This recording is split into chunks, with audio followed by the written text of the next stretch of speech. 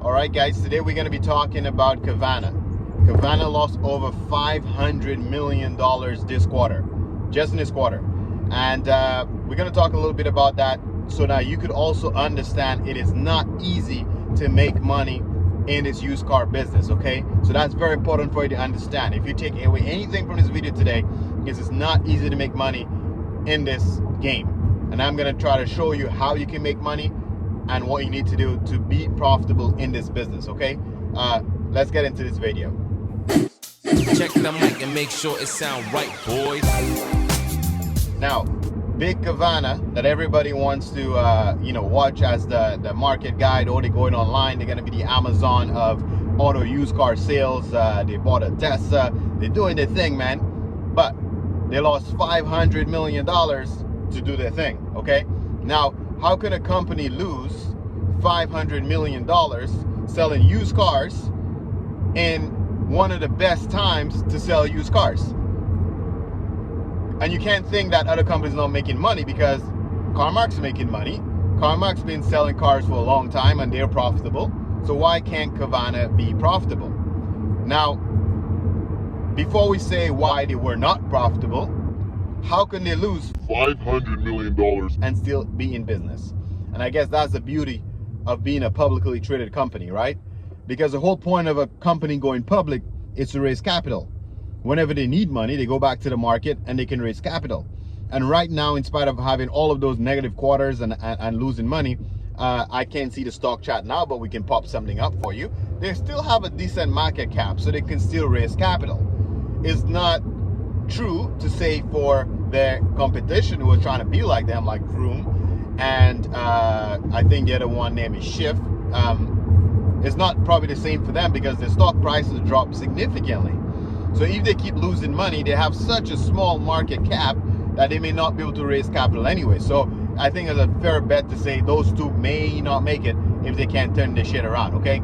So what is Carvana doing wrong? So obviously they had some hiccups with a lot of the title issues, not giving people title on time. And I guess that's an American problem. Here in Canada, we don't have that issue, or at least specifically in Ontario, because the process is easy. We buy a car, we sell a car, we get a title right away, we give it to you. So that's not rocket science to us. I don't really know and understand why it's a problem for you guys there. You got to change the law over there. But that's not the main issue. When you try to grow too quickly and you are buying cars, and you're buying cars as aggressive as they were, they're overpaying for cars. Now, if you overpay for cars and they're not selling on time, or you're not pushing them out the door like you're supposed to, you will lose money on cars, period. That's the way it works. Now, they were buying too aggressive and they were paying too much. So this is one of the things that you need to learn. I always say in a lot of my videos, everything will sell. No matter what you buy, what you have, there's somebody for every car, okay? But the bottom line is you have to be more conservative when you buy. You see, from the time I buy a car, based on how you buy the car will determine on if you make money or not, because you got to buy it right.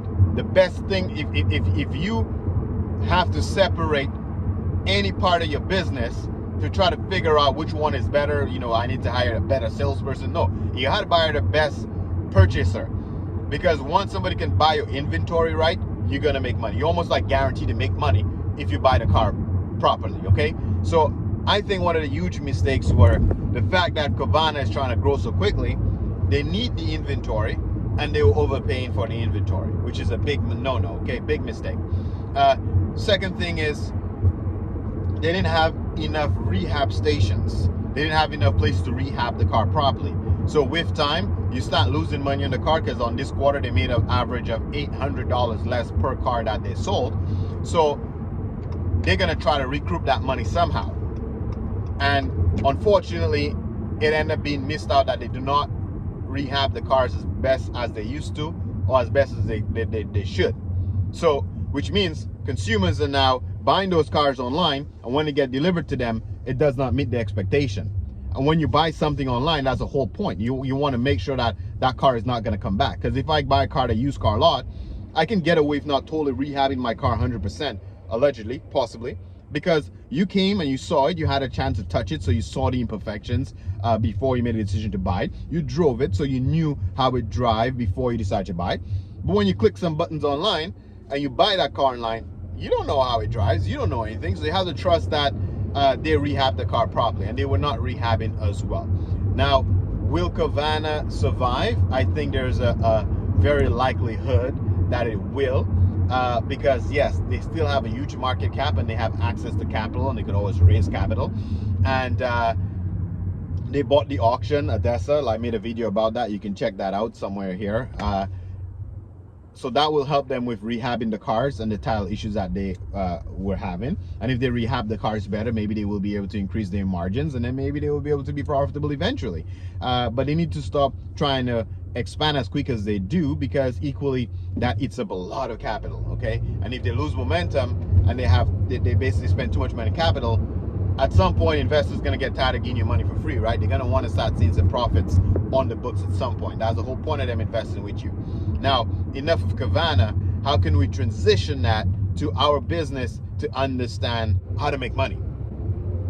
Now, we're not a public traded company, and you and your little dealership is probably not a public traded company either. So you got one shot to make this thing right, one shot to be profitable, because I don't think you can raise capital again. So you got to be careful with your capital, okay? So don't go start buying cars like a boss. Now, what good is having millions of dollars in the bank if you don't spend any of it? And just paying too much money for vehicles, and then just to lose money on the back end, okay? So be very conservative how you buy. Be patient how you buy. And that's the one thing I want to take away from this video. Be patient how you buy. Second thing you need to do is stay in your fucking lane. Now, I say that a lot already. People don't really understand what I mean by stay in your lane. You know, you do not need to be selling high-end cars.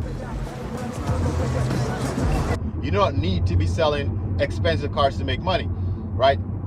I mainly focus on my service shop right now, but to prove to you guys and make a little bit of videos flipping cars for you to see, I bought a couple of cheap little cars. I didn't spend too much money for them, and flip them so you can see how much money I make on flipping cars. I'll put a playlist up here. You can check them out. Now, in that playlist, you can see that I make probably $1,500 to maybe $3,000 on a car, and those cars are, you know, under $4,000 or $5,000 vehicles. So if you look at the percentage of what I invest to what I make, the profit margin is reasonable, okay? But look at this example here. If I can just pop up some, now I'm driving, so I don't really have any paper or any data in front of me right now, but I do a lot of market research, so just off my head, so I might be off by the number, but just pay attention to this. If you look at the price of this Plaid, selling from brand new, Tesla Plaid, okay?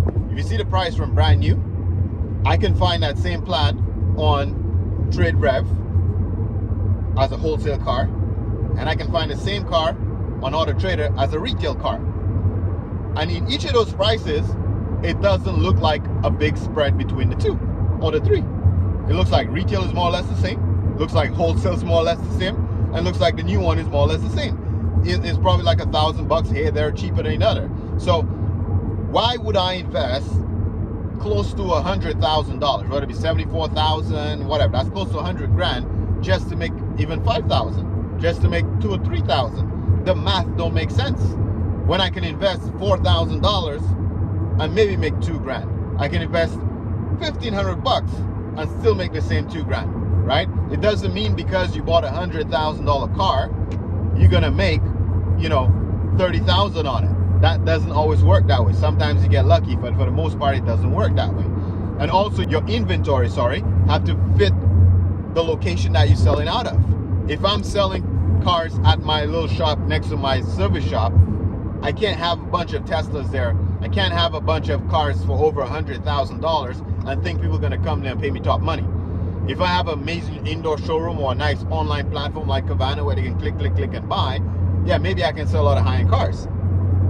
But if I have a shop, a service shop, or the type of dealership you have to buy inventory that fits that type of dealership, if that makes sense. And you'll be able to sell the cars quicker. So stop worrying about what the competition is doing and trying to be like the competition and try to beat the competition, or just buying things because it look nice or it makes you feel good. Remember, you're not buying those cars for you. You're buying those cars for the consumer. So try to figure out which market you're trying to attack, which market you are trying to dominate, and stay within that, okay? So don't make the same mistakes as Carvana did and overpay for cars and doing that kind of shit. You do not have access to the amount of capital that they have, okay? So hopefully this video is helpful. If you like that type of content, or even if you made it till this end, I think would appreciate it if you give us a thumbs up or you hit that subscribe button for more content like this, okay? Thanks for watching, and I'll catch you in the next one. Peace. I got this.